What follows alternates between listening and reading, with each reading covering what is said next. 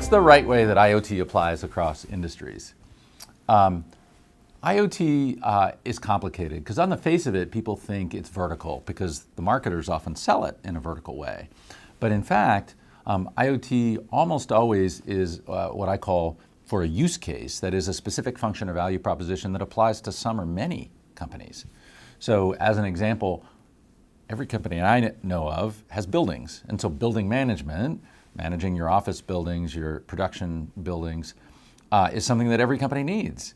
And so you could say that's vertical for the companies that make building management, but if you use buildings, that's not vertical, it applies to every industry.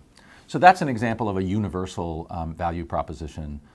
So anything with energy management, building management, those kinds of things applies to all companies.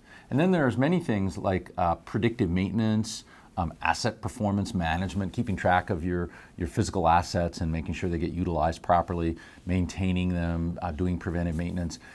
Those kind of IoT value propositions apply to many companies. And there are some that are really more specific. So take, for example, track and trace. If you're trying to keep track of a bunch of packages and deliveries or really detailed management of your inventory, that's only going to apply to some.